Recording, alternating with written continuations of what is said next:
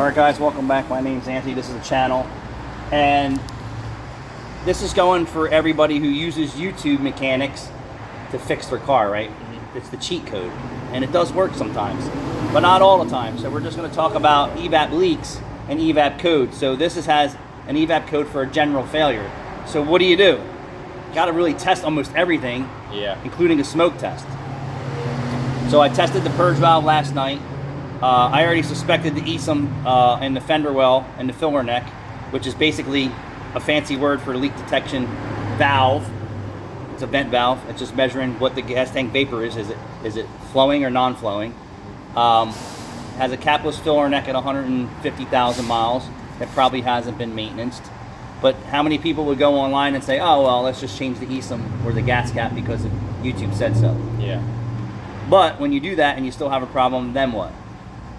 What the YouTubers aren't telling you is you have to use OEM parts for one. If you're using aftermarket parts, you're just chasing your tail. In a dark room at that.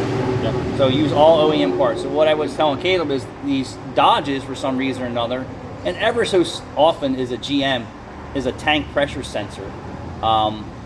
Intermittent or open or just bad. And I was just showing Caleb how to use the scan tool. I'll show you here where the tank pressure sensor is. Right there, the one that's checked off.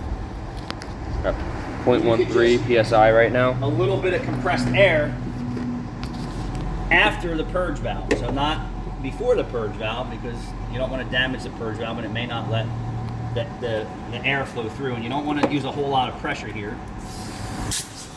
And I'm not even getting crazy with it. All I want to know is, does it move? Right here. We went up to 1.1. So that verifies that the tank pressure sensor circuit and functionality at this point in time is working.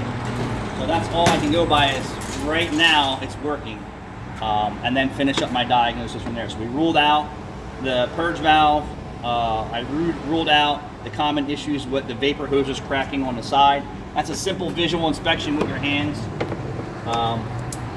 which is very common, that these split and cause an evap leak, which you just run your fingers around and feel if there's a crack. If there's no cracks, then chances are it's not leaking. And then there's 3 other points on the other side.